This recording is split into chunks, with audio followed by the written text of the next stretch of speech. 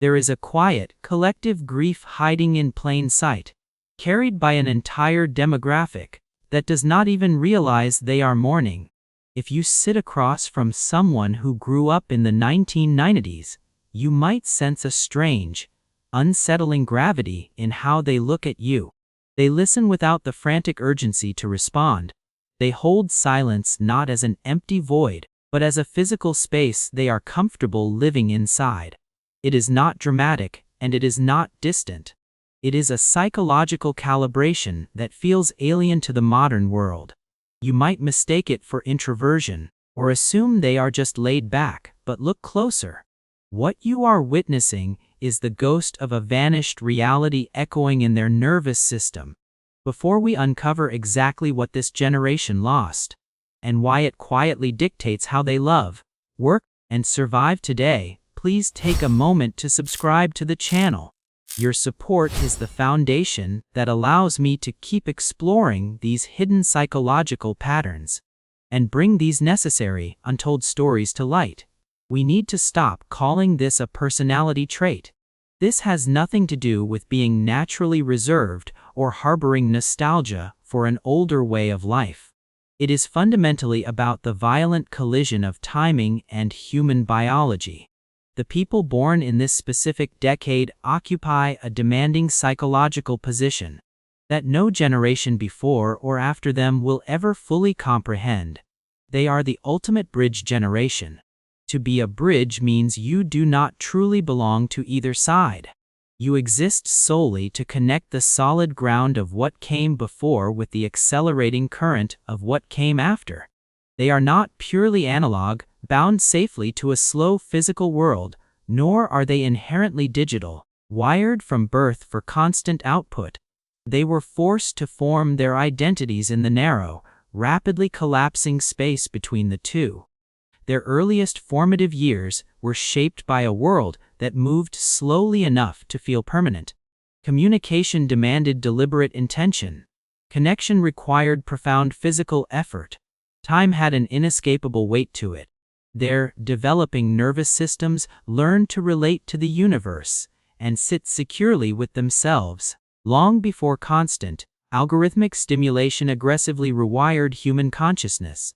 Because of this, their psychological baseline was permanently anchored in a reality where they had to exist internally before they were forced to broadcast themselves externally.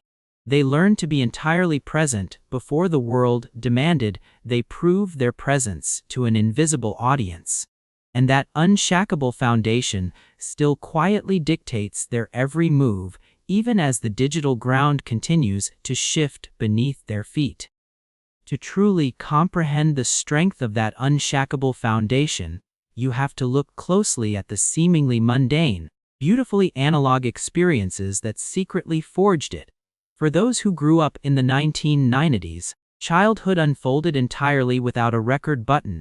There was no pause function for reality, no instant replay, and absolutely no digital archive waiting online to be endlessly revisited or scrutinized later. If a moment happened, it lived intensely for a fleeting second, and then it was simply gone. Saturday morning cartoons could not be rewound if you happened to look away.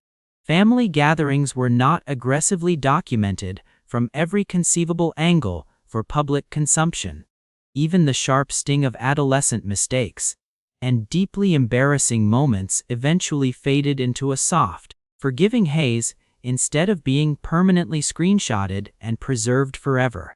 Because of this impermanence, joy existed entirely within the present tense. It was complete and fiercely whole because there was zero expectation that it needed to be captured, shared, or validated by a crowd afterward. This shaped something incredibly profound in their developing nervous systems. Presence was not some trendy mindfulness practice you had to actively work at. It was a strict requirement for survival. When experiences cannot be saved for later, the human mind instinctively learns how to stay planted right where it is. Attention settles naturally into the environment instead of violently splitting itself between living the moment.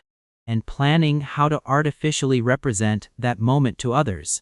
Their brains developed without the exhausting burden of constant external observation, teaching them how to be internally anchored and trusting that an experience matters even if there is absolutely no physical proof left behind.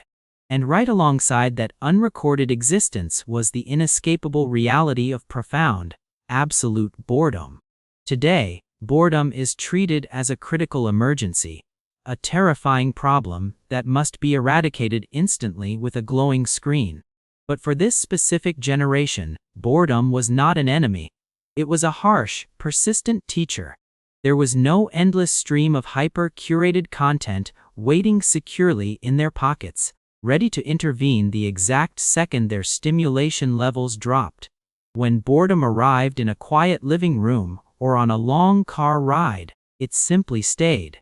That heavy stillness forced a difficult choice. You could remain agitated and uncomfortable, or you could create an entirely new world out of that empty space. This is where their imagination was forced to ignite. Boredom became the sacred doorway to interactivity. You had to invent elaborate games from nothing, daydream vividly for hours, and replay entire conversations in your head just to entertain yourself. You learned how to occupy the vast architecture of your own mind without external input. Over years of slow repetition, it trained something much deeper than mere creativity. It built the scaffolding for emotional self-regulation. When there is nothing to distract you from yourself, the nervous system learns how to settle its own frantic energy. It learns that discomfort will naturally rise, peak, and eventually fade without requiring immediate, numbing relief. That exact same tolerance for the uncomfortable also manifested in how they experienced desire. Waiting was built into the very fabric of daily life, not as a moral lesson from parents, but as an unchangeable physical condition of the world. You waited patiently for the local video store to finally restock the movie you wanted. You hovered by the stereo, waiting for your favorite song to materialize on the radio, praying the disc jockey would not ruin the intro by talking over it. You saved allowance money for agonizing months, just to buy a single compact disc. Desire practically never led directly to immediate fulfillment. Time always sat stubbornly in the space between the two. This repeated delay shaped their nervous systems in a quiet but permanent way. Psychologically, navigating delayed gratification is not merely about practicing patience. It is about building deep trust. It is the trust that what you desperately want can still exist even if it is not immediately satisfied right this second. When rewards finally arrive after significant effort, the brain learns that waiting is profoundly meaningful. A modern culture built entirely around immediacy trains the nervous system to equate any delay with rejection or failure. But for those raised in the 1990s, waiting never meant absence. It simply meant process. This explains their remarkable emotional patience in adult relationships today. They do not rush fragile connections or force artificial intensity. They understand, deep in their bones, that not everything in life unfolds on demand. Some things still require the grace of time to ripen, and that deep-seated emotional patience allows them to navigate profound silence without ever feeling empty. Yet, carrying this profound, deep-seated patience into a modern society that violently demands speed comes with a hidden, exhausting cost. The people of this generation are fluently bilingual in two entirely different psychological environments, but being able to speak both languages often means they never truly feel at home in either. They understand the frantic, relentless pace of contemporary life perfectly well, yet they constantly feel subtly out of rhythm with it. They know exactly how to navigate the digital landscape, but their minds stubbornly crave a kind of depth and deliberate connection that technology simply cannot replicate. This constant necessity to switch codes between the analog soul and the digital reality requires an immense amount of unseen emotional labor. because they adapted so early, and often so seamlessly, to a world that was radically shifting beneath them. They learned to handle that friction completely on their own. They absorbed the discomfort quietly instead of projecting it outward. They have become dangerously skilled at minimizing their own needs, projecting a calm, unbothered self-sufficiency that tricks everyone around them into believing they are perfectly fine. But beneath that highly capable exterior lies a profound, chronic fatigue from continuously recalibrating their nervous systems to an environment that absolutely refuses to pause. This silent exhaustion is exactly why so many individuals born in the 1990s share a quiet, deeply unsettling sensation of being significantly older than their actual calendar age. It is not traditional burnout, and it is certainly not youthful pessimism. It is the heavy, undeniable emotional gravity of having intimately known, and then outlived, an entire way of life, while they were still just trying to figure out who they were. They watched a slower, fundamentally more human-paced reality vanish completely within a single lifetime. Carrying the vivid memory of a defunct world does not make them bitter or resistant to the future. It simply makes them acutely aware of how fragile our current societal structures really are.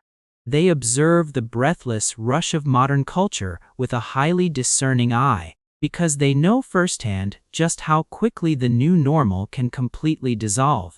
If you carry this invisible weight, you must understand that your internal rhythm is not a psychological flaw that needs to be fixed. Feeling out of step with a frantic world does not mean you are broken or falling behind. It means you are holding on to a vital steadiness that society has tragically forgotten how to cultivate. Your slowness is not a lack of capability, it is a profound, quiet strength. If this reflection has finally helped you recognize yourself, or given you the vocabulary for an exhaustion you have been carrying entirely alone, please subscribe to the channel. Share your own quiet experiences in the comments below, because in a world that rarely stops to listen, your honest perspective might be the exact lifeline someone else needs to finally feel seen.